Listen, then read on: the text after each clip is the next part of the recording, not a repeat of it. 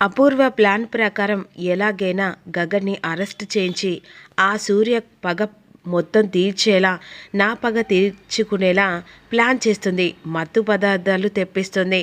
ఈలోపు ఆ మత్తు పదార్థాలు ఇక ఎంగేజ్మెంట్లో ఎలాగైనా అడ్డంగా గగన్ని దొరకబట్టి పోలీసులకు అరెస్ట్ చేస్తే మేమనుకున్న ప్లాన్ సక్సెస్ అవుతుందని చెప్పేసి అపూర్వ పక్కగా ప్లాన్ చేస్తుంది.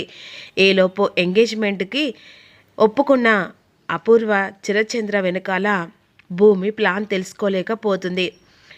ఇటు తరపున నిశ్చితాంబులం కోసం అని చెప్పేసి శారద వాళ్ళింటికి ఇక ముత్తైదులతో కలిసి అపూర్వ చిరచంద్ర అందరూ కలిసి వస్తారు. వాళ్ళని చూసి చాలా మురిసిపోతూ ఉంటుంది భూమి. ఈలోపు ఎలాగైనా సరే అక్కకి నా ప్రేమ విషయం చెప్పాలని చెప్పేసి కంగారు పడిపోతూ ఉంటాడు శివ. ఎందుకంటే ఇప్పుడు నిశ్చితాంబులం జరిగిపోతే సగం పెళ్ళి అయిపోయినట్టే.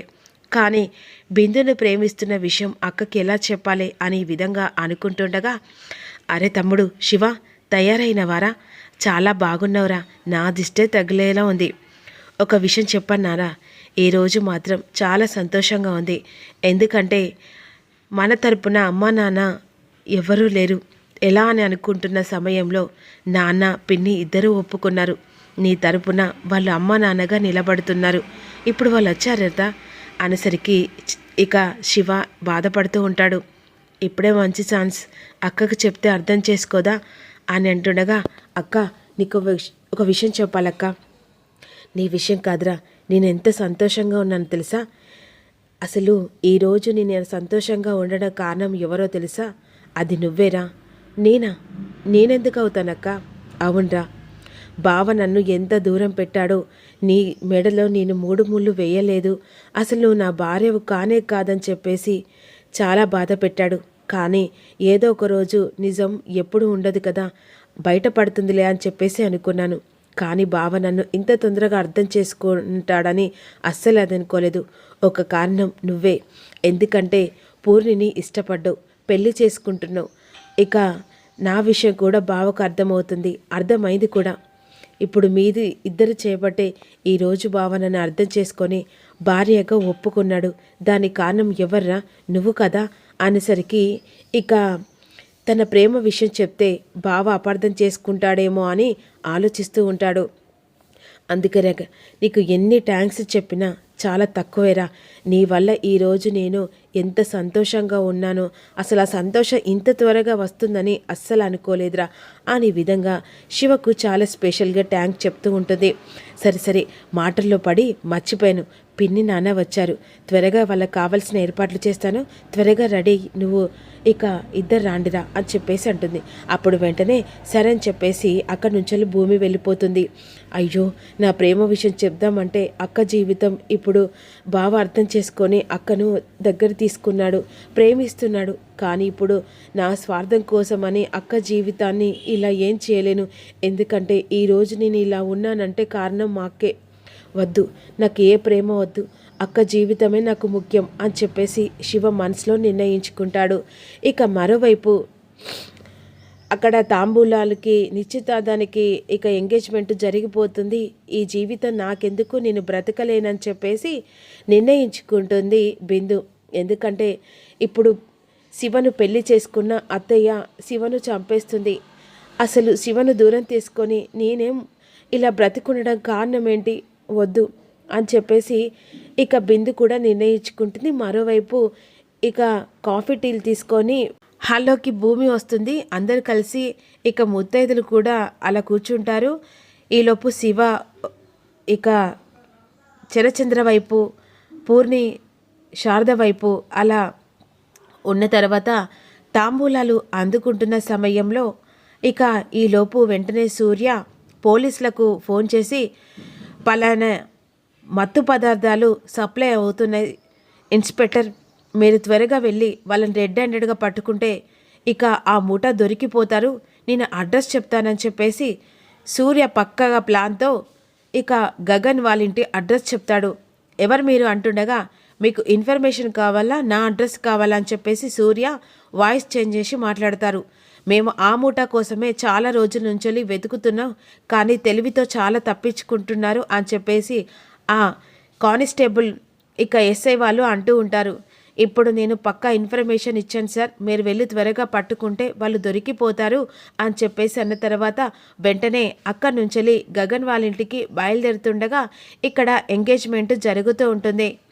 అదే సమయానికి ఇక ఒకరికొకరు రింగ్స్ మార్చుకుంటూ ఉంటారు. ఇక శివ మాత్రం తన మనసులో ప్రేమను దాచిపెట్టుకొని పైకి నవ్వుతూ ఉండగా ఆడ బిందు మాత్రం విషం తాగుతుంది. ఇక విషం తాగి బెడ్ మీద అలా పడిపోయేసరికి అటువైపుగా వెళ్తున్న కేపీ ఒక్కసారిగా బిందు అని చెప్పేసి పిలుస్తుండగా బిందు ఉలకదు పలకదు. అమ్మ బిందు అని చెప్పేసి ఒక్కసారిగా మీరా అని చెప్పేసి గట్టిగా పిలుస్తుండగా ఏమైందండి, ఏం జరిగింది అంటుండగా బిందు విషం తాగినసరికి ఒక్కసారిగా షాక్ అయిపోతారు. వెంటనే బిందును హాస్పిటల్ దగ్గరికి తీసుకెళ్తారు. హాస్పిటల్లో ట్రీట్మెంట్ జరుగుతున్న బిందు ఇక వెంటనే ఆక్సిజన్ పెడతారు. తన ఇక ఆఖరి ప్రాణాలతో ఉందని చెప్పేసి విషం బాడీ మొత్తం స్ప్రెడ్ అయిందని చెప్పేసి అంటూ ఉంటారు. ఇక మరోవైపు ఇక్కడ తాంబూలం జరిగిపోతూ రింగ్స్ తొడుక్కుంటున్న సమయంలో వెంటనే అదే సమయానికి పోలీసులు వస్తారు. పక్కా ప్లాన్తో సూర్య వేసిన అపూర్వ వేసిన ప్లాన్ ప్రకారం పోలీసులు వెంటనే గగన్ వాళ్ళ ఇంటికి వచ్చేసరికి ఎక్స్క్యూజ్ మీ సార్ అని అనబోతుండగా ఏంటి అని చెప్పేసి గగన్ అంటాడు, ఇక్కడ మాకు ఇన్ఫర్మేషన్ వచ్చింది. ఏంటి, ఏ ఇన్ఫర్మేషన్ అని అంటుండగా ఈ ఇంట్లో మత్తు పదార్థాలు సప్లై అవుతున్నట్టుగా ఇన్ఫర్మేషన్ వచ్చినసరికి గగన్, శరత్చంద్ర, అపూర్వ షాక్ అయినట్టు చూస్తూ ఉంటారు. ఏం మాట్లాడుతున్నారు, మీకు రాంగ్ ఇన్ఫర్మేషన్ ఎవరు ఇచ్చినట్టున్నారని చెప్పేసి గగన్ అంటాడు. లేదు సార్, మాకు పక్కా ఆధారాలతో ఇక సాక్ష్యాలతో ఇన్ఫర్మేషన్ వస్తేనే మేము వస్తాం సార్ అని అంటుండగా ఇక్కడ మా ఇంట్లో ఇక ఎంగేజ్మెంట్ జరుగుతుంది, దాన్ని డిస్టర్బ్ చేయాల్సిన అవసరం లేదు అంటుండగా సార్ మీరు మాకు కోఆపరేట్ చేస్తేనే కదా సార్ మేము ఇక పట్టుకునే వాళ్ళం, కానీ మా ఇంట్లో అలాంటిగా మీకు ఎవరు రాంగ్ ఇన్ఫర్మేషన్ ఇచ్చినట్టున్నారు అని అంటుండగా బాబా మనం ఏ తప్పు చేయలేదు కదా అలా అని చెప్పేసి ఇక భయపడాల్సిన అవసరం లేదు సార్, మీరు ఎంక్వైరీ చేసుకుంటారో ఇక ఏం చేస్తారో మీ ఇష్టం, 10 నిమిషాలు వెయిట్ చేస్తామన్న తర్వాత ఇక కానిస్టేబుల్ అన్ని రూమ్స్ చెక్ చేయండి అని అంటుండగా సరే అని చెప్పేసి అన్ని రూమ్స్ చెక్ చేస్తూ ఉండగా ఈలోపు నాన్ సెన్స్ ఇప్పుడు వెంటనే అపూర్వ మనసులో అనుకుంటుంది, ఈ రోజుతో నీ స్టాప్ క్లోజ్ రా గగన్, నేను ఆ సూర్య పక్కా ప్లాన్తో నిన్ను అరెస్ట్ చేయించాలనుకున్నాం, అదే విధంగా జరుగుతుందిరా అని చెప్పేసి అనుకుంటారు. రూమ్లో అన్ని చెక్ చేసిన తర్వాత గగన్ రూమ్లో కూడా కనిపించదు.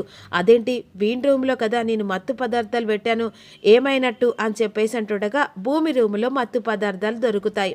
సార్ ఒక కవర్ దొరికింది సార్ ఈ రూమ్లో అనేసరికి ఆ రూము నాది, నా రూమ్లో కవర్ దొరకడం ఏంటి, అయితే వెంటనే అవి ఓపెన్ చేసి పోలీసులు చూసేసరికి మత్తు పదార్థాలు ఇది ఇక్కడ మీ రూమ్లో ఉన్నాయంటే మీరే చేస్తున్నట్టుగా అర్థమవుతుంది సార్, అవేంటో కూడా మాకు తెలియదు, అలాంటప్పుడు నేనెలా చేస్తాను మేడం, పక్కా ఇన్ఫర్మేషన్తో సాక్ష్యాలతో మాకు కనపడుతుంది కదా మేడం, అంటే మీరు ఏం చేస్తున్నారని చెప్పేసి మేము అడగట్లేదు, మాకు సాక్ష్యాలు దొరికాయి కాబట్టి మిమ్మల్ని మేము అరెస్ట్ చేస్తున్నాం. నాన్ సెన్స్, అసలు ఏమనుకుంటున్నారు, నా భార్య అలాంటి పని ఎప్పుడు చేయదు సార్, మీరు ఏదన్నా మాట్లాడుకోవాలనుకుంటే కోర్టు ద్వారా ఇక మీ భార్య గురించి చెప్పండి, అంతేకాని మాకు సాక్ష్యాలు దొరికాయి కాబట్టి ఇక వెంటనే తనని అరెస్ట్ చేసి తీసుకెళ్తున్నాం అని చెప్పేసి అంటుండగా లేదు ఎస్ఐ గారు, మీకెవరో రాంగ్ ఇన్ఫర్మేషన్ ఇచ్చారు, నా కోడలు అలాంటిది కాదు మేడం, సారీ మేడం, మీరు ఎన్ని చెప్పినా కూడా సాక్ష్యాలు మాకు ఎదురుగా మీకు కూడా కనిపిస్తున్నాయి కదా, అందుకనే మేము వెంటనే తనని అరెస్ట్ చేసి తీసుకెళ్తున్నాం అని అంటుండగా ఇక తప్పుగా ఎవరో ఇన్ఫర్మేషన్ ఇచ్చారు, నేను అలాంటి పనులు చేయను, అయినా ఎస్ఐ గారు నేను ఇక పై అధికారులతో మాట్లాడతాను సార్, మీరు మాట్లాడాలనుకుంటే ఏదైనా కోర్టునే సార్, ఇక్కడ ఏదో చేయాలని చెప్పేసి అనుకోకండి అని చెప్పేసి భూమిని అరెస్ట్ చేసి తీసుకొని వెళ్తారు. ఇదేంటి, నేను గగన్ గారిని అరెస్ట్ చేయాలనుకుంటే భూమి అరెస్ట్ అయింది అని చెప్పేసి అపూర్వ అనుకుంటుంది. మరి గగన్ ఎలా నిజాయితీని ఇక అపూర్వ వేసిన ప్లాన్ని తిప్పి కొడతాడో అప్కమింగ్లో తెలుసుకుందాం, మిస్ కాకుండా చూడండి.